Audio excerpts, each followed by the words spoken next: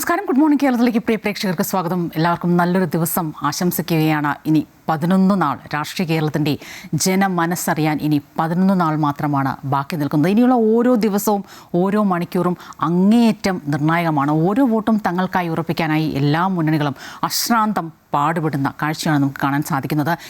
ഇന്നിപ്പോൾ ഈ ആവേശത്തിനെല്ലാം അതിൻ്റെ ഉച്ചസ്ഥായിലെത്തിക്കാൻ, അതിൻ്റെ കൂട്ടിക്കത്തിക്കാനായി പറഞ്ഞതുപോലെ ദേശീയ നേതാക്കളടക്കം പ്രധാനമായും പ്രധാനമന്ത്രി നരേന്ദ്രമോദി NDA ക്യാമ്പുകൾക്ക് ആവശ്യമാകാൻ ഇന്നിപ്പോൾ സംസ്ഥാനത്ത് എത്തുകയാണ്. പാലക്കാടും തൃശ്ശൂരും അദ്ദേഹം പാലക്കാട് A ക്ലാസ് മണ്ഡലമെന്ന് BJP അവകാശപ്പെടുന്ന പാലക്കാടടക്കം അദ്ദേഹം പ്രചാരണത്തിന് എത്തുകയാണ്.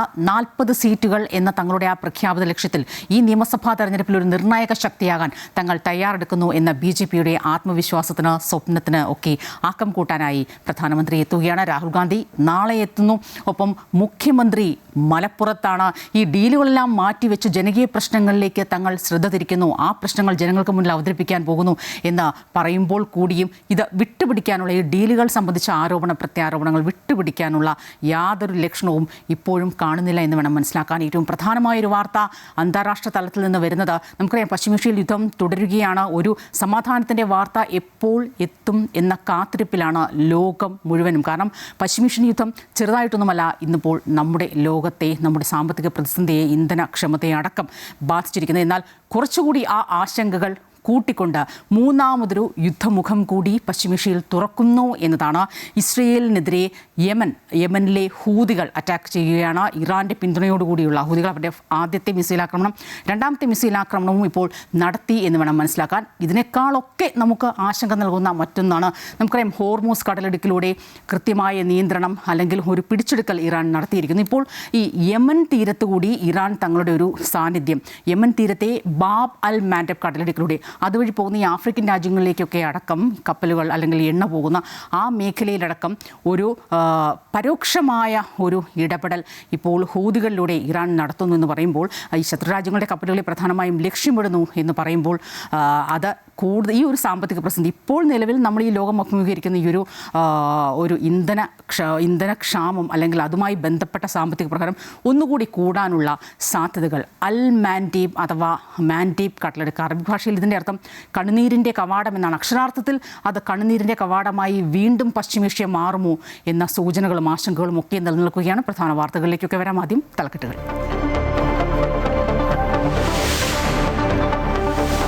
രാഷ്ട്രീയ കേരളം വിധിയെഴുതാൻ ഇനി 11 നാൾ പ്രചാരണം കൊഴുപ്പിച്ച് മുന്നണികൾ.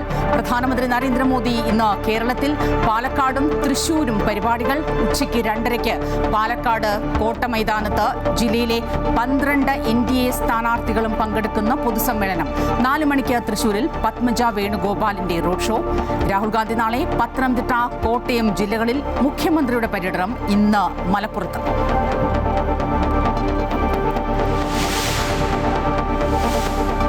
തൊടുപുഴയിൽ സംഘർഷം. UDF സ്ഥാനാർത്ഥി അപ്പു ജോൺ ജോസഫിന്റെ പ്രചാരണ ബോർഡുകൾ നശിപ്പിച്ചു. പ്രചാരണ വാഹനത്തിന് നേരെയും ആക്രമണം. അർദ്ധരാത്രിയിൽ പോലീസ് സ്റ്റേഷൻ ഉപരോധിച്ച് പ്രവർത്തകർ. പിന്നിൽ DYFI പ്രവർത്തകരെന്ന് ആരോപണം.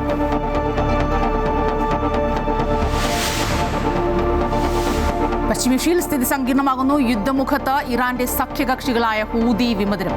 യമനിൽ നിന്ന് ഇസ്രയേലിലേക്ക് മിസൈൽ ആക്രമണം. ടെഹ്റാനിലും ഹിസ്ബുള്ള കേന്ദ്രങ്ങളിലും തിരിച്ചടിച്ച് ഇസ്രയേൽ.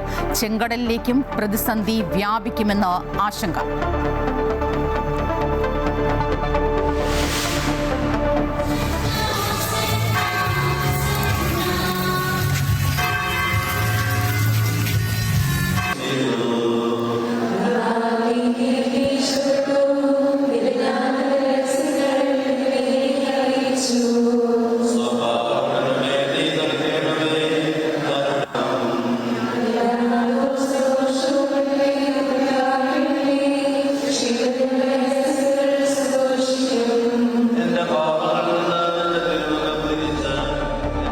വിശുദ്ധവാരത്തിന് തുടക്കം കുറിച്ച ഇന്ന് ഓശാന ഞായർ. യേശുക്രിസ്തുവിന്റെ ജെറുസലേം പ്രവേശനത്തിന്റെ ഓർമ്മ പുതുക്കി ക്രൈസ്തവർ. ദേവാലയങ്ങളിൽ പ്രത്യേക പ്രാർത്ഥനാ ശുശ്രൂഷകളും കുരുത്തോല വിതരണവും.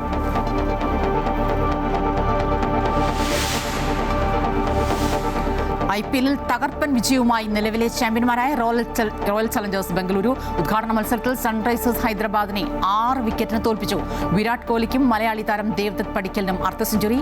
ഇന്ന് മുംബൈ ഇന്ത്യൻസും കൊൽക്കത്ത നൈറ്റ് റൈഡേഴ്സും നേർക്കുനേർ.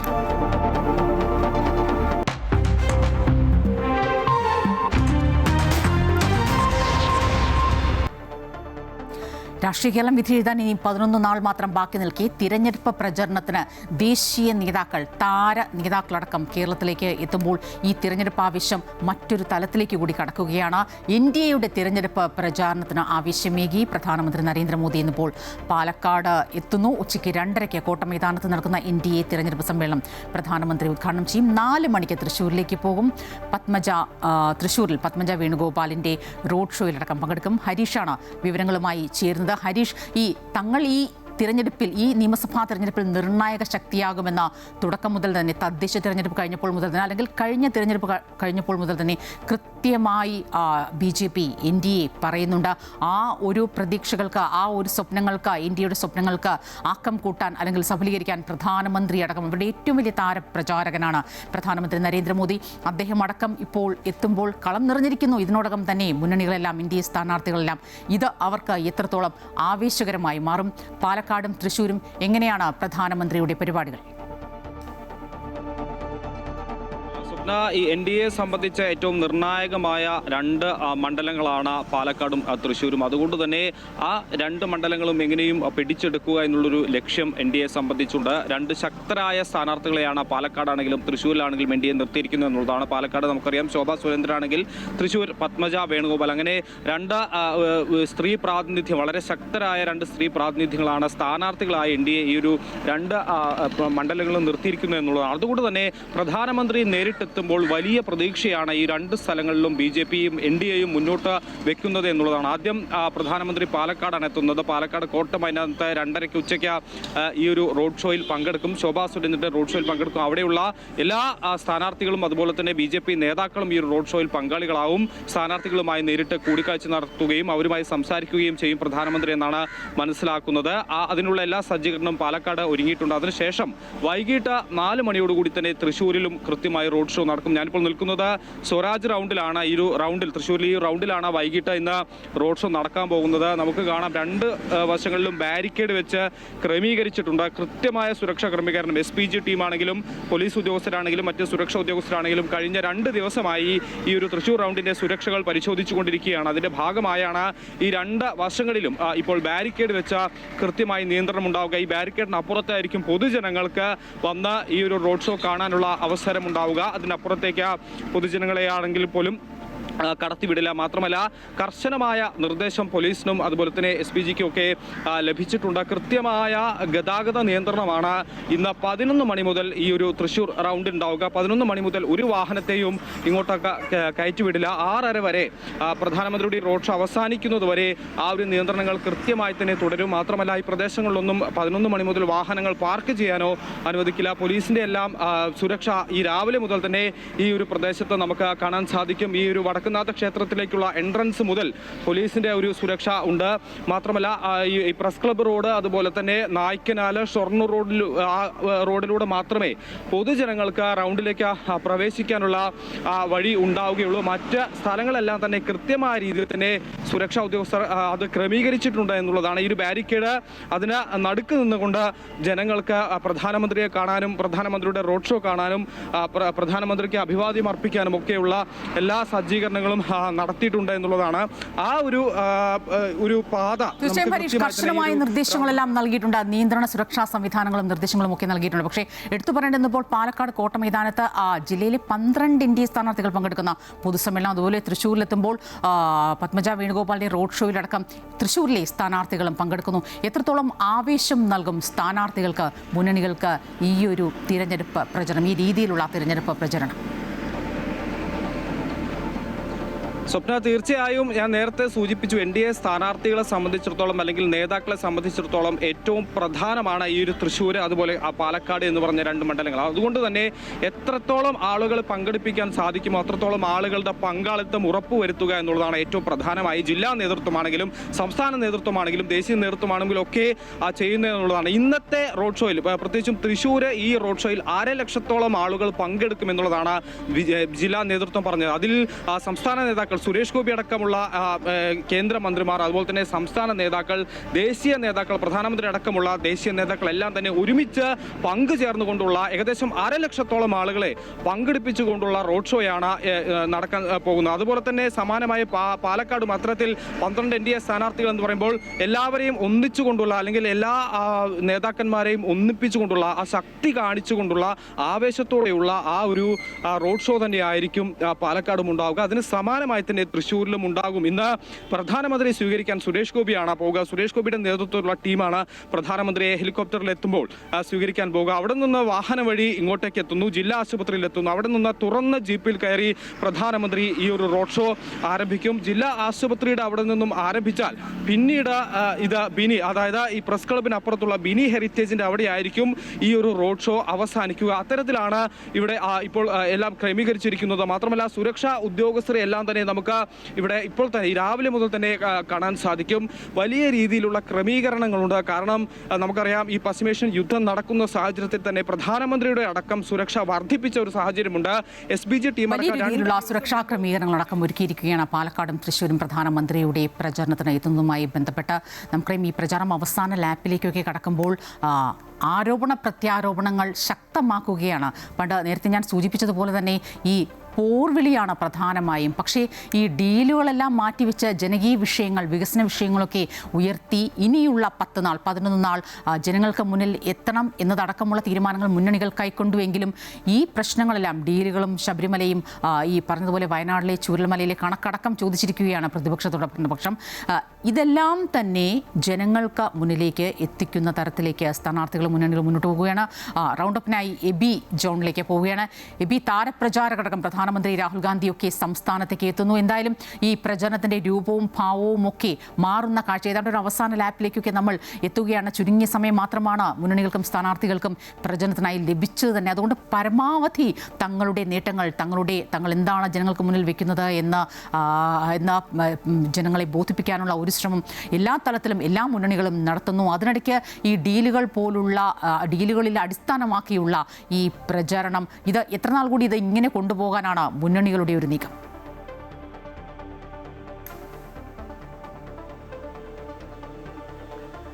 എന്തായാലും ഇതിപ്പോൾ അവസാന ലാപ്പിലേക്ക് തെരഞ്ഞെടുപ്പ് പ്രചാരണം കടന്നിരിക്കുകയാണ്. ഇതിനു മുമ്പ് തന്നെ ഈ തെരഞ്ഞെടുപ്പുമായി ബന്ധപ്പെട്ടിട്ടുള്ള ഒരു അജണ്ട സെറ്റിംഗ് കൃത്യമായി തന്നെ നടന്നിട്ടുണ്ട് എന്നുള്ളതാണ് നമുക്ക് മനസ്സിലാക്കാൻ കഴിയുന്നത്. ഈ പ്രചാരണ ഘട്ടങ്ങളിലെല്ലാം തന്നെ ഈ പ്രചാരണ ഘട്ടങ്ങളിൽ നേതാക്കളുടെയൊക്കെ തന്നെ പ്രതികരണങ്ങൾ അതിനെ സാധൂകരിക്കുന്ന തരത്തിലേക്കാണ് നമുക്ക് മനസ്സിലാക്കാനും കഴിയുന്നത്. ഈ ഡീൽ ആരോപണമാണ് പ്രധാനമായും ഉന്നയിക്കപ്പെട്ടത്. തെരഞ്ഞെടുപ്പിന് മുമ്പ് ശബരിമല പോലുള്ള വിഷയങ്ങൾ ശക്തമായി തന്നെ ഉന്നയിച്ചിരുന്നു പ്രതിപക്ഷം.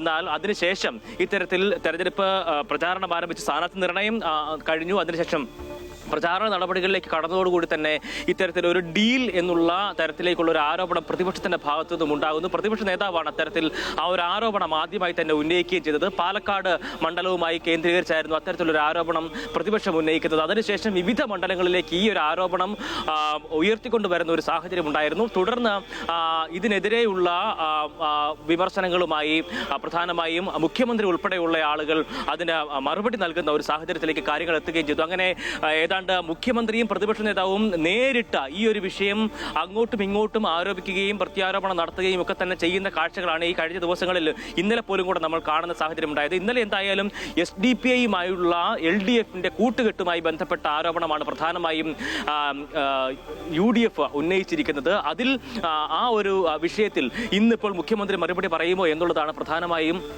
ഉറ്റുനോക്കുന്ന ഒരു കാര്യം മുഖ്യമന്ത്രി ഇന്ന് മലപ്പുറത്താണ് അദ്ദേഹത്തിന്റെ പ്രചാരണ പരിപാടികളുമായി ഉള്ളത്. ഇന്ന് രാവിലെ 9 മണിയോടുകൂടി തന്നെ അദ്ദേഹം മാധ്യമങ്ങളെ കാണും. മാധ്യമങ്ങളുടെ ചോദ്യങ്ങൾക്ക് ഇതുമായി ബന്ധപ്പെട്ടുള്ള ഉത്തരങ്ങൾ അദ്ദേഹത്തിന്റെ ഭാഗത്തുനിന്ന് ഉണ്ടാകുമോ എന്നുള്ളത് തന്നെയാണ് പ്രധാനമായും ഉറ്റുനോക്കുന്ന ഒരു കാര്യം. നേരത്തെ സൂചിപ്പിച്ചതുപോലെ തന്നെ താരപ്രചാരകരൊക്കെ തന്നെയും എത്തുന്ന ഒരു സാഹചര്യമാണ്. കാരണം അവസാന ലാപ്പിലേക്ക് കാര്യങ്ങൾ എത്തിയിരിക്കുന്നു. അതുകൊണ്ട് തന്നെ താരപ്രചാരകർ കേന്ദ്ര നേതാക്കളൊക്കെ തന്നെ എത്തുന്നു. പ്രധാനമന്ത്രി ഉൾപ്പെടെയുള്ളവർ ഇന്ന് മുതൽ തന്നെ സജീവമാകുന്ന സാഹചര്യമുണ്ട്. ഒപ്പം തന്നെ രാഹുൽ ഗാന്ധിയും ഈ പ്രചാരണ രംഗത്തേക്ക് എത്തുന്നുണ്ട് എന്നുള്ളതാണ്. ഇന്ന് മുഖ്യമന്ത്രി മലപ്പുറത്ത് പ്രചാരണത്തിന് നേതൃത്വം നൽകുമ്പോൾ പ്രതിപക്ഷ നേതാവ് വടക്കൻ പറവൂരിലാണ് അദ്ദേഹത്തിന്റെ പ്രചാരണ പരിപാടികളുമായി ഇന്ന് ഉള്ളത് എന്നുള്ളതും ശ്രദ്ധേയമായിട്ടുള്ള കാര്യം. എന്തായാലും മുഖ്യമന്ത്രിയും പ്രധാനമന്ത്രിയും അടക്കം പ്രതിപക്ഷ നേതാവും അടക്കം ഇന്നിപ്പോൾ എന്തൊക്കെ കാര്യങ്ങളാണ് പറയുക എന്ന് എബി സൂചിപ്പിച്ചതുപോലെ കൃത്യമായി അജണ്ട സെറ്റ് ചെയ്തുകൊണ്ടുള്ള ഒരു തെരഞ്ഞെടുപ്പ് പ്രചരണം, വോട്ട് ബാങ്കുകൾ ലക്ഷ്യമാക്കി, ന്യൂനപക്ഷങ്ങളെ ലക്ഷ്യമാക്കിയുള്ള ഒരു അജണ്ട സെറ്റ് ചെയ്തുകൊണ്ടുള്ള ഒരു പ്രചരണം തന്നെയാണ് ഇത്തവണ നമുക്ക് കാണാൻ സാധിക്കുന്നത്. എബിയാണ് വിവരങ്ങളുമായി ചേർന്നത്. ഒരു പരിധിക്കപ്പുറം ഈ പ്രചരണം കയ്യാങ്കളിയിലേക്ക് വരെ എത്തിയ സാഹചര്യം നമുക്ക് കാണാൻ സാധിക്കും. ഇടുക്കിയിൽ നിന്നാണ് തൊടുപുഴയിൽ UDF തിരഞ്ഞെടുപ്പ് പ്രചരണ വാഹനത്തിനെതിരെ കഴിഞ്ഞ ദിവസം ആക്രമണം ഉണ്ടായിരിക്കുന്നു. വിവരങ്ങളുമായി MC ബോബൻ ചേരുകയാണ്. ബോബൻ, DYFI പ്രവർത്തകർ ആക്രമണം നടത്തിയെന്നാണ് UDFിൻ്റെ ആരോപണം.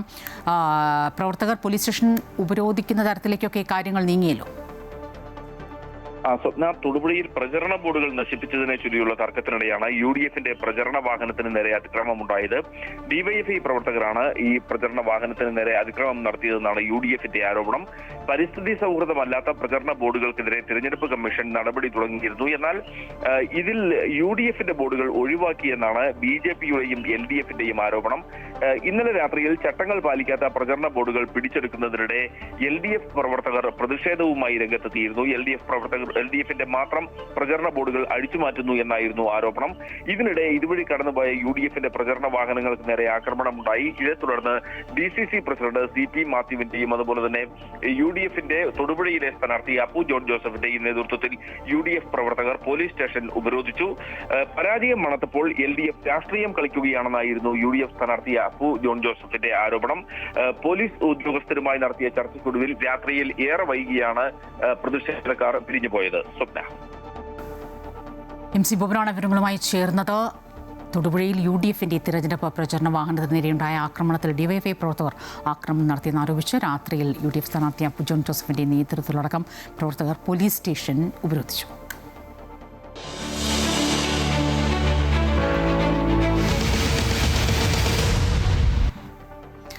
നിയമസഭാ തിരഞ്ഞെടുപ്പിന്റെ കൗണ്ട് ഡൗൺ തുടരവേ തൃശൂർ ജില്ലയിലെ ശ്രദ്ധേയ മണ്ഡലമായ കൊടുങ്ങല്ലൂരിൽ രാഷ്ട്രീയാവേശം മുറുകുകയാണ്. LDFിന്റെ കരുത്തുറ്റ കോട്ട നിലനിർത്താൻ VR സുനിൽകുമാർ വീണ്ടും കളത്തിലിറങ്ങുമ്പോൾ മണ്ഡലം തിരിച്ചുപിടിക്കാൻ പുത്തൻ മുഖങ്ങളുമായി UDFും NDAയും രംഗത്തുണ്ട്. നിലവിലെ MLA അഡ്വക്കേറ്റ് VR സുനിൽകുമാറിനെ തന്നെ വീണ്ടും കളത്തിലിറക്കി മണ്ഡലം നിലനിർത്താമെന്ന ഉറച്ച വിശ്വാസത്തിലാണ് LDF. 2021 23,000-ന് മുകളിൽ ഭൂരിപക്ഷം നേടിയ സുനിൽകുമാർ മണ്ഡലത്തിൽ നടത്തിയ വികസന പ്രവർത്തനങ്ങളും ജനകീയ മുഖവുമാണ് CPIയുടെയും ഇടതുമുന്നണികളുടെയും പ്രധാന തുറുപ്പുചീട്ടുകൾ. VK രാജന്റെ പിൻഗാമിയായി എത്തിയ സുനിൽകുമാറിന് മണ്ഡലത്തിലെ വ്യക്തിപരമായ സ്വാധീനവും അനുകൂല ഘടകമാണ്. കഴിഞ്ഞ തവണ കൈവിട്ട വിജയം തിരിച്ചുപിടിക്കാൻ യുവനേതാവ് OJ ജനീഷിനെയാണ് UDF രംഗത്തിറക്കിയിരിക്കുന്നത്. കോൺഗ്രസ് അണികൾക്കിടയിലുള്ള OJ ജനീഷിന്റെ സ്വാധീനവും ഭരണവിരുദ്ധ വികാരവും വോട്ടായി മാറുമെന്നാണ് UDF ക്യാമ്പിന്റെ കണക്കുകൂട്ടൽ. മണ്ഡലത്തിലെ പഴയകാല UDF ആധിപത്യം വീണ്ടെടുക്കാനുള്ള ഊർജിതമായ പ്രചാരണത്തിലാണ് ഇവർ. അപ്രതീക്ഷിത സ്ഥാനാർത്ഥിയുമായി NDA ഇത്തവണ 2020 നേതാവ് ഡോക്ടർ വർഗീസ് ജോർജിനെയാണ് രംഗത്തിറക്കിയിരിക്കുന്നത്. ഉമ്മൻചാണ്ടിയുടെ മരുമകൻ കൂടിയായ വർഗീസ് ജോർജ് വാർത്തകളിൽ ഇടം നേടിയിരുന്നു. കൊടുങ്ങല്ലൂർ നഗരസഭയും മാള, അന്നമനട, കുഴൂർ തുടങ്ങി 7ഓളം പഞ്ചായത്തുകളും ഉൾപ്പെടുന്ന മണ്ഡലത്തിൽ ഇത്തവണ ആര് മേൽക്കൈ നേടുമെന്നത് രാഷ്ട്രീയ കേരളം ഉറ്റുനോക്കുകയാണ്. ഹരീഷ് നാരായൺ, അമൃത ന്യൂസ്, തൃശൂർ.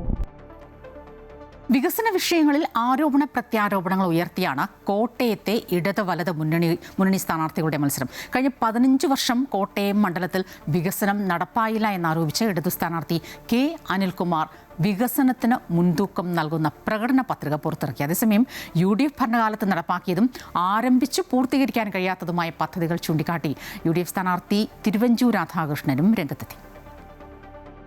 കഴിഞ്ഞ 15 വർഷം കോട്ടയം MLA ആയിരുന്ന തിരുവഞ്ചൂർ രാധാകൃഷ്ണൻ കിഫ്ബി വഴി ഒരു പദ്ധതിക്കും പ്രൊപ്പോസൽ പോലും നൽകിയില്ല എന്ന ആരോപണമാണ് ഇടതുപക്ഷം പ്രധാനമായും ഉന്നയിക്കുന്നത്. ചുറ്റുമുള്ള മണ്ഡലങ്ങളിലൊക്കെ കിഫ്ബി വഴി പ്രോജക്റ്റുകൾ നടപ്പാക്കിയപ്പോഴും കോട്ടയത്തെ MLA വികസനത്തോട് മുഖം തിരിച്ചു നിന്നു. തന്റെ പരാജയത്തിൽ നിന്നും ശ്രദ്ധ തിരിക്കാനായി ആകാശപാത ഉയർത്തിക്കാട്ടുകയാണ് MLA ചെയ്യുന്നതെന്ന് LDF സ്ഥാനാർത്ഥി K. അനിൽകുമാർ ആരോപിച്ചു.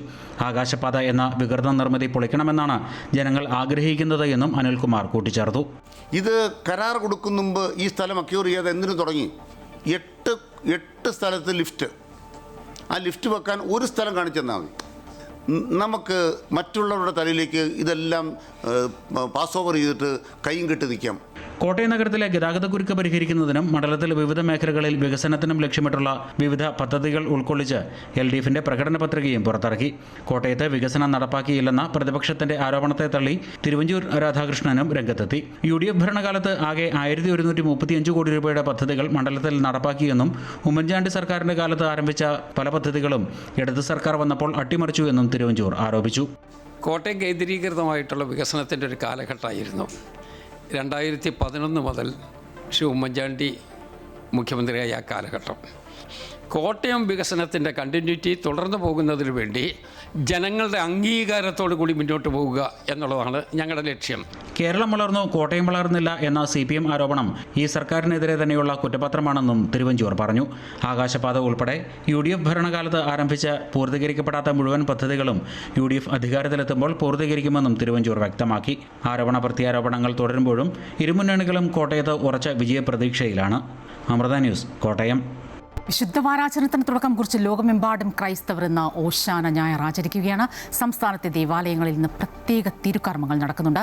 വിശ്വാസികൾ നഗരവീഥികളിൽ കുരുത്തോല പ്രദക്ഷിണം നടത്തും. തിരുവനന്തപുരം പട്ടം സെന്റ് മേരീസ് കത്തീഡ്രലിൽ കർദിനാൾ മാർ ബസേലിയോസ് ക്ലീമീസ് കാത്തോലിക്ക ബാവയുടെ മുഖ്യ കാർമ്മികത്വത്തിൽ പ്രാർത്ഥനാ ശുശ്രൂഷ നടക്കുന്നു. സിറോ മലബാർ സഭ മേജർ ആർച്ച് ബിഷപ്പ് സഭയുടെ ആസ്ഥാന ദേവാലയമായ എറണാകുളം സെന്റ് മേരീസ് ബസലിക്കയിൽ ചടങ്ങുകൾക്ക് നേതൃത്വം നൽകുന്നുണ്ട്.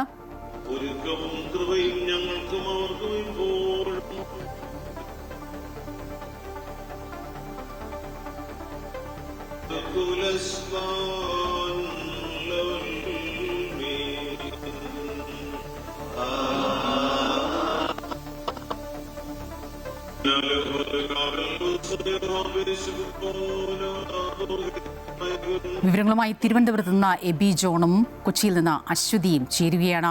അശ്വതി, ജെറുസലേം നഗരത്തിലേക്ക് പ്രവേശിച്ച യേശുവിന്, ദാവീദിന്റെ പുത്രന് ഹോശന്ന പാടുകയാണ് ക്രൈസ്തവ സമൂഹം. അതിൻ്റെ സ്മരണകളിലാണ് ഇപ്പോൾ. എബിയിലേക്കാണ്. പട്ടം സെന്റ് മേരീസ് കത്തീഡ്രലിൽ എങ്ങനെയാണ് ചടങ്ങുകൾ പുരോഗമിക്കുന്നത്?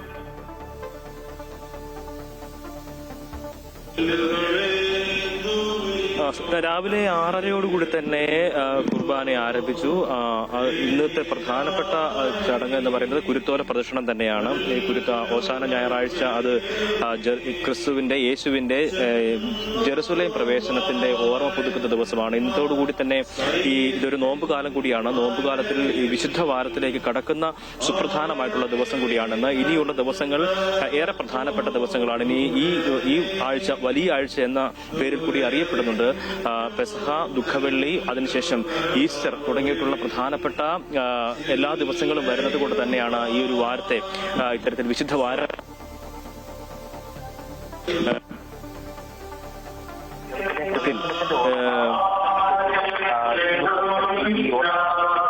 ഞായറാഴ്ച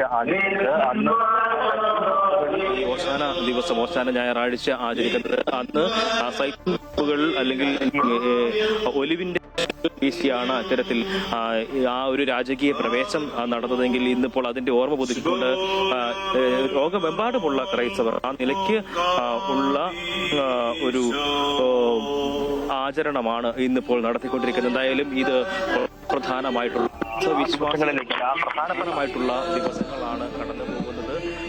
ആ ദിവസങ്ങളിലേക്ക് ആ പ്രധാനപ്പെട്ട തിരുവനന്തപുരം പട്ടം സെന്റ് മേരീസ് കത്തീഡ്രലിൽ കർദിനാൾ മാർ ബസേലിയോസ് ക്ലീമീസ് കാത്തോലിക്ക ബാവയുടെ മുഖ്യ കാർമ്മികത്വത്തിൽ പ്രാർത്ഥനാ ശുശ്രൂഷ നടക്കുകയാണ്. ഇപ്പോൾ സിറോ മലബാർ സഭ മേജർ ആർച്ച് ബിഷപ്പ് സഭയുടെ ആസ്ഥാന ദേവാലയമായ എറണാകുളം സെന്റ് മേരീസ് ബസലിക്കയിൽ ചടങ്ങുകൾക്ക് നേതൃത്വം നൽകുകയാണ്. അശ്വതി കൂടി ചേരുകയാണ് വിവരങ്ങളുമായി. അശ്വതി, രാജകീയമായി യേശു ജെറുസലേം നഗരത്തിൽ പ്രവേശിച്ചു. തങ്ങളുടെ രാജാവേ എന്ന് അവനെ ആർപ്പ് വിളിച്ചുകൊണ്ട് ദാവീദിന്റെ പുത്രനെ ഓശാന ചൊല്ലിക്കൊണ്ട് ജനങ്ങൾ സ്വീകരിക്കുന്ന ആ ഒരു സാഹചര്യം, അതിന്റെ സ്മരണകൾ ഇന്ന് ക്രൈസ്തവ സമൂഹം ഓശാന ഞായർ ആചരിക്കുകയാണ്. ഈ പറഞ്ഞതുപോലെ വരാനിരിക്കുന്ന പീഡാനുഭവങ്ങൾക്ക് മുന്നോടിയായി അവർ തങ്ങളുടെ രാജാവിനെ വാഴ്ത്തുകയാണ്. എത്രത്തോളം സ്മരണയിൽ ഭക്തിസാന്ദ്രമായി ഈ ഒരു ദിവസത്തെ സമൂഹം കൊണ്ടാടുന്നു.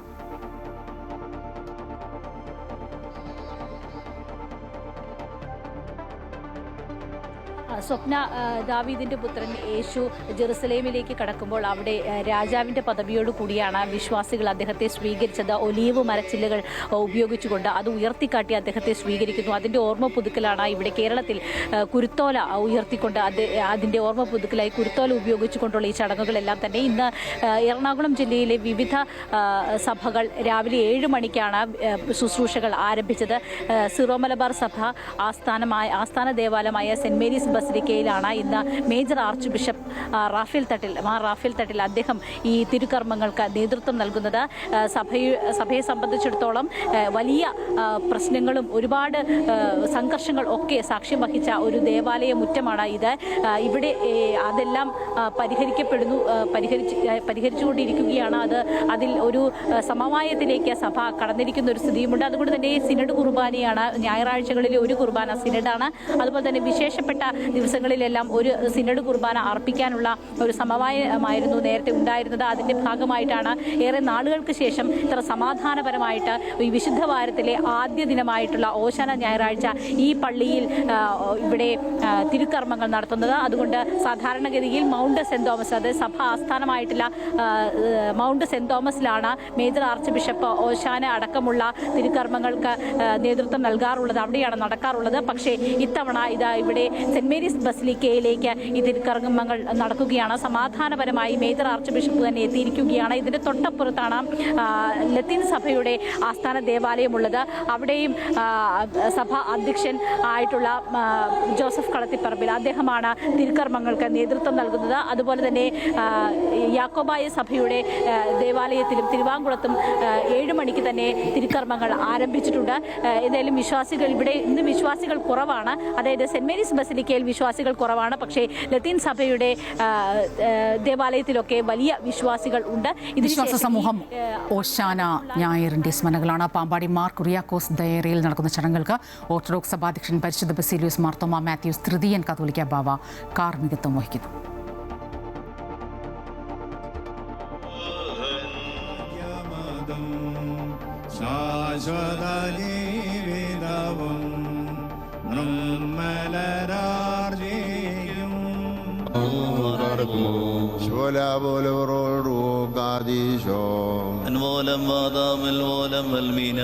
കരുണയുള്ള ദൈവമേ, നിന്റെ കരുണയാൽ ഞങ്ങളോട് കരുണ ചെയ്യണമേ.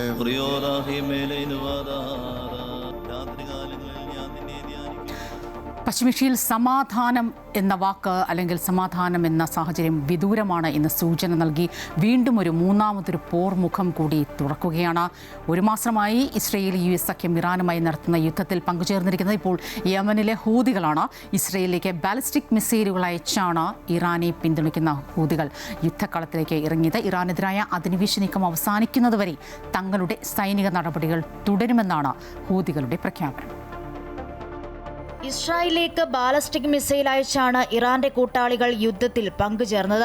ഇറാൻ യുദ്ധം ആരംഭിച്ചതിനു ശേഷം ഇതാദ്യമായാണ് ഹൂതികൾ ഇസ്രായേലിനെ നേരിട്ട് ലക്ഷ്യമിടുന്നത്. ഇതോടെ പ്രതിസന്ധി കൂടുതൽ സങ്കീർണമാകുമെന്ന ആശങ്ക ശക്തമാണ്. ഒരു മിസൈൽ ഇസ്രായേൽ നിർവീര്യമാക്കിയിട്ടുണ്ട്. ഇറാനിലേക്ക് ഇസ്രായേലിന്റെ കടന്നാക്രമണം അവസാനിപ്പിക്കും വരെ ആക്രമണം തുടരുമെന്ന സൂചനയാണ് ഹൂതികൾ നൽകുന്നത്.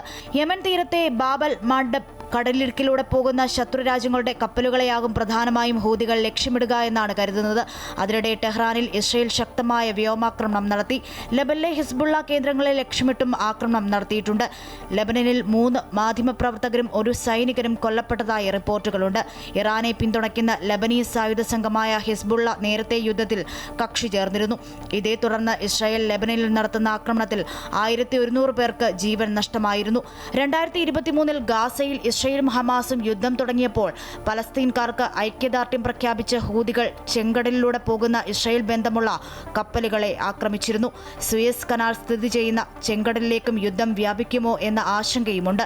ചെങ്കടലിലേക്കും യുദ്ധം പടർന്ന് സൂയസ് കനാൽ പ്രതിസന്ധിയായി പരിണമിച്ചാൽ ആഗോള സാമ്പത്തിക സാഹചര്യം വീണ്ടും മോശമാകും. ഏഷ്യയും യൂറോപ്പിനെയും ബന്ധിപ്പിക്കുന്ന ഏറ്റവും ദൂരം കുറഞ്ഞ ചരക്കിടനാഴിയാണ് സൂയസ്. ആഗോള ചരക്ക് നീക്കത്തിന്റെ 12% ഇതിലൂടെയാണ് നടക്കുന്നത്. News desk Amrita news.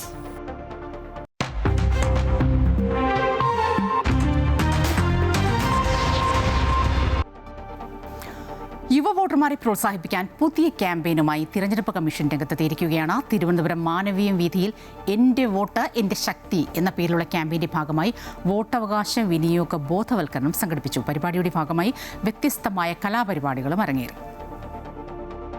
ജില്ലാ legal service authority, election commission, Janamaithri police എന്നിവരുടെ സംയുക്താഭിമുഖ്യത്തിലാണ് എൻ്റെ വോട്ട് എൻ്റെ ശക്തി എന്ന പേരിലുള്ള വോട്ടവകാശ വിനിയോഗ ബോധവൽക്കരണം സംഘടിപ്പിച്ചത്. പ്രിൻസിപ്പൽ ജില്ലാ ജഡ്ജി എസ് നസീറ പരിപാടി ഉദ്ഘാടനം ചെയ്തു. Of the people, for the people, by the people എന്ന ആ മഹത്വചനം കോയിൻ ചെയ്തെടുത്തത് അബ്രഹാം ലിങ്കൺ ആണെങ്കിലും ജനാധിപത്യത്തിന്റെ ഏറ്റവും വലിയൊരു ശക്തിയായി നിൽക്കുന്നത് ഇന്ത്യൻ സംവിധാനം തന്നെയാണ് എന്ന് നമുക്ക് പറയേണ്ടി വരും. നമ്മുടെ ഭരണഘടന അത് രൂപീകൃതമാവുമ്പോൾ അടിസ്ഥാനപരമായിട്ട് ജനങ്ങൾക്ക് പ്രാധാന്യം നൽകിക്കൊണ്ടുള്ള മൗലികാവകാശങ്ങളും കോൺസ്റ്റിറ്റ്യൂഷണൽ റൈറ്റ്സും എല്ലാം കൊണ്ടുതന്നെയാണ് നമ്മുടെ ഭരണ സംവിധാനം നിലകൊള്ളുന്നത്. പരിപാടിയുടെ ഭാഗമായി ജനമൈത്രി പോലീസിന്റെ നേതൃത്വത്തിൽ തെരുവു നാടകം അവതരിപ്പിച്ചു. നിരവധി ത്യാഗങ്ങളിലൂടെയും പോരാട്ടങ്ങളിലൂടെയും അനവധി പേർ സ്വന്തം ജീവൻ പോലും വെടിച്ചതിന്റെ ഫലമായാണ് നമ്മുടെ രാജ്യം സ്വതന്ത്രമായത്. നമ്മുടെ രാജ്യം സ്വതന്ത്രമായി. കുട്ടികളുടെ കളരിപ്പയറ്റ് വേറിട്ട അനുഭവമായി.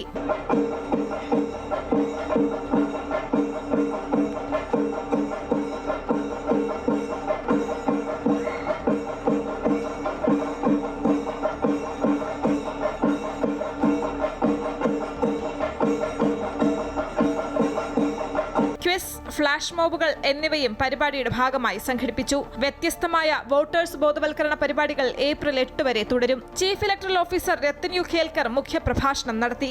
Additional chief electoral officer Sharmila, senior civil judge S Shamnath, assistant collector Sivasakthivel, city police commissioner K Karthik തുടങ്ങിയവർ പരിപാടിയിൽ പങ്കെടുത്തു. അമൃത ന്യൂസ്, തിരുവനന്തപുരം. ഇനി ബ്രേക്ക് ടൈമിൽ സൂചിപ്പിച്ച ആ റിപ്പോർട്ടിലേക്കാണ്. കയ്യിൽ 100 രൂപ തികച്ചെടുക്കാനില്ലാത്ത ഒരു സ്ഥാനാർത്ഥിയുണ്ട് കോട്ടയത്ത്. ഏറ്റുമാനൂരിൽ മത്സരിക്കുന്ന SUCA സ്ഥാനാർത്ഥി ആഷ്ന തമ്പി. കേരളത്തിൽ ഇത്തവണ മത്സരിക്കുന്ന സ്ഥാനാർത്ഥികളിൽ ഏറ്റവും കുറഞ്ഞ ആസ്തിയുള്ള വ്യക്തി കൂടിയാണ് ആഷ്ന. മന്ത്രി VN Vasavan, Kottayam DCC president Nattakam Suresh തുടങ്ങിയവരോടാണ് 26-കാരിയായ ആഷ്ന ഏറ്റുമുട്ടുന്നത്. സ്വന്തമായി ജോലിയും വരുമാനവുമില്ല, സ്ഥാവരം ജംഗമ വസ്തുക്കളുമില്ല, വണ്ടിയില്ല, സ്വർണമില്ല, ബാങ്കിലും കയ്യിലുമായി ആകെയുള്ളത് 100 രൂപയിൽ താഴെ. നിയമസഭാ തെരഞ്ഞെടുപ്പിൽ ചെലവഴിക്കാവുന്ന പരമാവധി തുക 40 ലക്ഷം രൂപയാണെങ്കിലും പലരും പൊടിക്കുന്നത് അതിൻ്റെ പല മടങ്ങാണ്. ഇതിനിടെയാണ് കയ്യിൽ 3 അക്കം തികച്ചില്ലാതെ ആഷ്ന ഏറ്റുമാനൂർ മണ്ഡലത്തിൽ സ്ഥാനാർത്ഥിയായി രംഗത്തിറങ്ങുന്നത്. SUC കമ്മ്യൂണിസ്റ്റ് പാർട്ടി ഇതുവരെ ജനകീയ സമര രാഷ്ട്രീയം മുന്നോട്ട് വെച്ച് പ്രവർത്തിക്കുന്നൊരു സംഘടനയാണ്. ഇപ്പോൾ ആശാ സമരമാണെങ്കിലും കേരള വിരുദ്ധ സമരമാണെങ്കിലും അങ്ങനെയുള്ള സമരങ്ങൾ സംഘടിപ്പിക്കുന്നതിലും നേതൃത്വപരമായ പങ്കും വഹിക്കാൻ നമുക്ക് സാധിച്ചിട്ടുണ്ട്. അപ്പോൾ ജനങ്ങൾക്ക് ഈ ഒരു രാഷ്ട്രീയം പകർന്നു കൊടുത്തുകൊണ്ട് പ്രവർത്തിക്കുന്നതുകൊണ്ട് തന്നെ പണം ഒരു പ്രധാന കാര്യമായിട്ട് ഞങ്ങൾക്ക് തോന്നിയിട്ടില്ല. ചെലവഴിക്കാൻ പാർട്ടിയുടെ പക്കലും പണം അധികമില്ലാത്തതുകൊണ്ട് തന്നെ ആഷ്നയുടെ പോസ്റ്ററുകളും ഫ്ലക്സുകളും അധികമെങ്ങും കാണാനില്ല. എങ്കിലും പ്രചാരണത്തിൽ തെല്ലും കുറവുമില്ല. SUCAയുടെ ആശയങ്ങളെയും സമരങ്ങളെയും അനുകൂലിക്കുന്ന നിരവധി പേർ പണം നേരിട്ടും അയച്ചുമൊക്കെ നൽകുന്നുണ്ട്.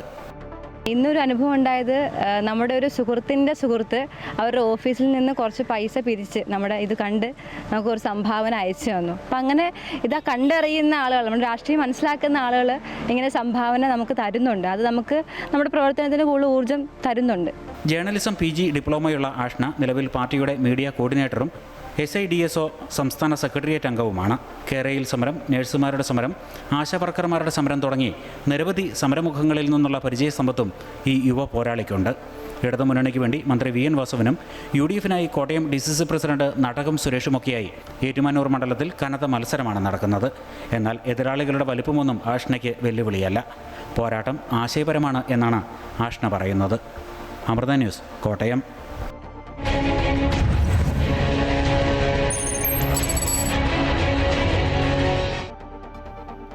കൊല്ലം ജില്ലയിൽ ഇരവിപുരം മണ്ഡലത്തിന്റെ സമഗ്ര വികസനം എന്നത് പ്രഖ്യാപനങ്ങളിൽ മാത്രം ഒതുങ്ങുന്നു എന്ന ആക്ഷേപമാണ് പ്രതിപക്ഷ കക്ഷികൾക്കുള്ളത്. അടിസ്ഥാന സൗകര്യ വികസനത്തിലും സാമൂഹിക മേഖലകളിലും ശ്രദ്ധേയമായ പ്രവർത്തനങ്ങൾ നടപ്പിലാക്കാൻ മണ്ഡലത്തിലെ MLA-മാർക്ക് കഴിഞ്ഞില്ല എന്നാണ് BJPയുടെ പക്ഷം. ഇരവിപുരം മണ്ഡലത്തിലെ വികസന പാളിച്ചകൾ ചൂണ്ടിക്കാട്ടുകയാണ് BJP സംസ്ഥാന വക്താവ് കേണൽ S. ഡിന്നി. 10 വർഷമായിട്ട് നോക്കുകയാണെങ്കിൽ ഇരവിപുരത്തെ സംബന്ധിച്ചോളം ഒരു രീതിയിലുള്ള ഒരു വികസനവും ഒന്നും നടന്നിട്ടില്ല എന്ന് തന്നെ പറയേണ്ടി വരും. നമ്മുടെ കടൽ തീരപ്രദേശം കടൽക്ഷോഭം കാരണം അവിടെയുള്ള അടുത്തുള്ള റോഡുകളും അവിടെയുള്ള വീടുകളും എല്ലാം നശിച്ചു പോയിട്ടുണ്ട്. പക്ഷെ അവിടെ ആ ആളുകൾക്ക് വേണ്ടി, കടൽ മത്സ്യത്തൊഴിലാളികൾക്ക്, പാവപ്പെട്ടവർക്ക് വേണ്ടി എന്തെങ്കിലും ഒരു പരിപാടി അല്ലെങ്കിൽ എന്തെങ്കിലും ഒരു പദ്ധതി അല്ലെങ്കിൽ എന്തെങ്കിലും ഒരു റീഹാബിലിറ്റേഷൻ ഇതുവരെ അവിടെ നടന്നിട്ടില്ല. നമുക്കറിയാം തീരദേശ റോഡ് ഹൈവേ വരുന്നതെന്നൊക്കെ ഉള്ള പ്ലാൻസ് ഉണ്ടെങ്കിലും പക്ഷേ ആ റോഡിൻ്റെ അവസ്ഥ ഇപ്പോഴും ദയനീയ അവസ്ഥയാണ്. ഒരു സാധാരണക്കാർക്ക് വണ്ടിയും അല്ലെങ്കിൽ പ്രൈവറ്റ് ബസ്സിന് പോകാൻ പറ്റാത്തൊരവസ്ഥയാണ് ആ റോഡിൻ്റെ അവസ്ഥ. കൊല്ലം തോടിൻ്റെ വലിയ രീതിയിലുള്ള ഹൈപ്പൊക്കെ ആയിട്ട് ഒരു പദ്ധതിയായിട്ടൊക്കെയാണ് വന്നത്. ഇന്നും ആ തോടിൻ്റെ അതേ അവസ്ഥയാണ്. 2 സൈഡിലും മാലിന്യമുണ്ട്. അതുപോലെ തന്നെ ഒരു രീതിയിലുള്ള എന്തെങ്കിലും സഞ്ചാരമോ അങ്ങനെയുള്ള രീതിയിലേക്കൊന്നും അത് ഇതുവരെ വന്നിട്ടില്ല. 10 വർഷം കഴിഞ്ഞിട്ടും ആ പദ്ധതി എങ്ങും ആവാതെ തന്നെ നടക്കുകയാണ്. അതുപോലെ തന്നെ ഇരവിപുരം ബസ് സ്റ്റാൻഡും അവിടുത്തെ പ്രൈവറ്റ് ബസ് സ്റ്റാൻഡും അങ്ങനത്തെ ഉള്ള ഒരു വികസനം ഇരവിപുരത്ത് വന്നിട്ടില്ല എന്ന് തന്നെ പറയേണ്ടി വരും. ഇതുപോലെ തന്നെ നമ്മൾ നോക്കുകയാണെങ്കിൽ കൂട്ടിക്കട ജംഗ്ഷൻ, നമുക്കറിയാം കൂട്ടിക്കട ജംഗ്ഷനിൽ ഏറ്റവും കൂടുതൽ ട്രാഫിക് ജാം ഉണ്ടാകുന്ന ഒരു സ്ഥലമാണ്. പക്ഷേ എന്തുകൊണ്ട് നമ്മൾ അതിനെ നേരത്തെ കണ്ട് അവിടെ ഒരു ഓവർ ബ്രിഡ്ജ് വേണം എന്നൊക്കെ ഉള്ള രീതിയിൽ നമ്മൾ നേരത്തെ ചെയ്തിരുന്ന ഇന്ന് നമുക്ക് ആ ഓവർ ബ്രിഡ്ജ് കിട്ടിയാൽ. ഇനി വടക്കേവെളിയിലോട്ട് പോവുകയാണെങ്കിൽ ഏറ്റവും രസകരമായിട്ടുള്ള കാര്യം എന്ന് വെച്ചാൽ വടക്കേവെളിയിലെ റോഡിൻ്റെ അവസ്ഥ ദയനീയമാണ്. അത് പ്രത്യേകിച്ച് പറയേണ്ട കാര്യം എന്ന് വെച്ച് കഴിഞ്ഞാൽ അവിടെ ഇവരുടെ തന്നെ മുന്നണിയിലുള്ള ഇവരുടെ തന്നെ പാർട്ടിയിലുള്ള ഒരു സിറ്റിംഗ് MLA, അദ്ദേഹത്തിൻ്റെ വീട് പോലും ആ ലൊക്കേഷനുണ്ട്. പക്ഷേ എന്നിരുന്നാലും ആ ഭാഗത്തേക്ക് പോകുന്ന റോഡുകളുടെ അവസ്ഥ ദയനീയ അവസ്ഥയാണ്. അതുപോലെ തന്നെ ഇരവിപുരത്തിൻ്റെ ഒരു പോലീസ് സ്റ്റേഷൻ, നമുക്കറിയാം ഇപ്പം പോലീസ് സ്റ്റേഷൻ വാളത്തങ്ങൾ ഭാഗത്ത് റോഡ് സൈഡിൽ ഒരു വാടകയ്ക്ക് എടുത്തിരിക്കുന്ന ഒരു വീട്ടിലാണ്. അത് കാരണം അവിടെ ഈ പിടിച്ചുകൊണ്ട് വന്നിരിക്കുന്ന വണ്ടികളെല്ലാം പാർക്ക് ചെയ്തിട്ട് അങ്ങോട്ട് വണ്ടി പോകാൻ പറ്റാത്തത്, അവിടെ അല്ലാതെ തന്നെ ആക്സിഡൻറ്റും മറ്റു കാര്യങ്ങളും ഉണ്ടാവുകയാണ്. ഞാൻ ചോദിക്കുന്നത് ഇത്രയും വർഷങ്ങളായിട്ട് ഇവർക്ക് ഒരു പോലീസ് സ്റ്റേഷൻ നിർമ്മിക്കാൻ സാധിച്ചില്ലെങ്കിൽ പിന്നെ എന്ത് വികസനമാണ് ഈ നാടിന് വേണ്ടി എന്താണ് ഇവർ ചെയ്തിട്ടുള്ളത് എന്നുള്ളൊരു ചോദ്യം എല്ലാവരും ചോദിക്കുകയാണ്. അതുപോലെ തന്നെ നമ്മൾ ഇരവിപുരം ഡിവിഷനിൽ പ്രത്യേകിച്ച് അവിടെ ഒരു ശ്മശാനമുണ്ട്. പക്ഷെ അതിനെ വലിയ രീതിയിലുള്ള ഒരു ഹൈപ്പായിട്ടൊക്കെ കൊണ്ടുവന്നതാണ്. പക്ഷേ ഇന്ന് അതിൻ്റെ അവസ്ഥ ദയനീയ അവസ്ഥയാണ്. ഒരു രീതിയിലുള്ള ഫംഗ്ഷൻ ഇല്ലാത്ത ഒരു സ്ഥിതിയിലേക്ക് അത് മാറിയിട്ടുണ്ട്. ഇരവിപുരം എനിക്ക് തോന്നുന്നു ഇന്നത്തെ അവസ്ഥ വെച്ച് നോക്കുമ്പോൾ ഒരു 10-25 വർഷമെങ്കിലും പിന്നോട്ട് പോയി എന്ന് തന്നെ നമ്മൾ പറയേണ്ടി വരും.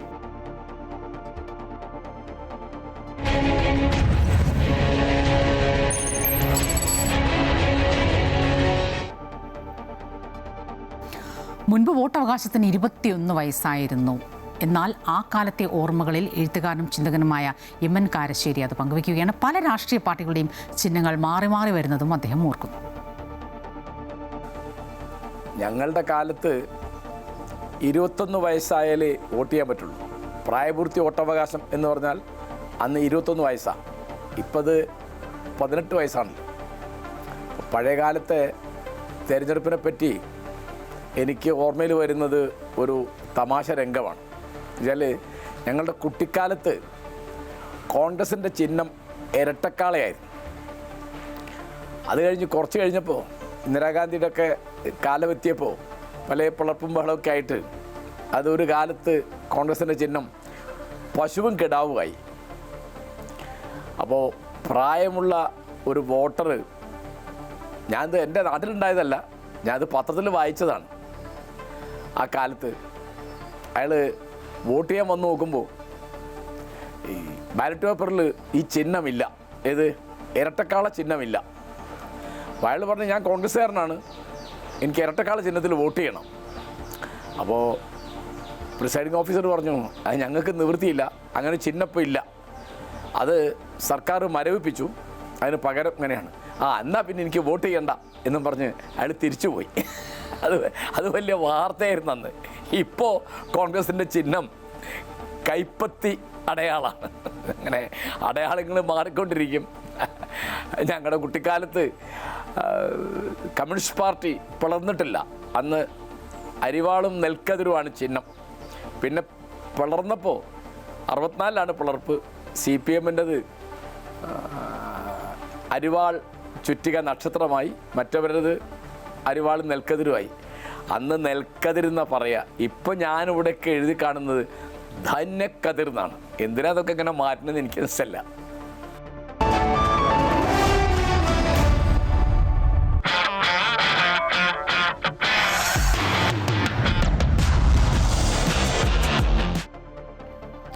IPL-ൽ രാജകീയ തുടക്കവുമായി റോയൽ ചലഞ്ചേഴ്സ് ബംഗളൂരു 19ാം സീസണിന്റെ ഉദ്ഘാടന മത്സരത്തിൽ സൺറൈസേഴ്സ് ഹൈദരാബാദിനെ 6 വിക്കറ്റിന് തോൽപ്പിച്ചു. ടോസ് നഷ്ടപ്പെട്ട ബാറ്റിംഗിനിറങ്ങിയ ഹൈദരാബാദ് 9 വിക്കറ്റ് നഷ്ടത്തിൽ 201 റൺസ് നേടി. വിരാട് കോഹ്ലിയുടെയും ദേവദത്ത് പടിക്കലിന്റെയും മിന്നും പ്രകടനത്തിൽ ബംഗളൂരു 15.4 ഓവറിൽ 203 റൺസോടെ ലക്ഷ്യം പൂർത്തിയാക്കി. ഇന്ന് മുംബൈ ഇന്ത്യൻസ് കൊൽക്കത്ത നൈറ്റ് റൈഡേഴ്സിനെ നേരിടും. വൈകിട്ട് 7:30 മുംബൈ വാങ്കഡെ സ്റ്റേഡിയത്തിലാണ് മത്സരം.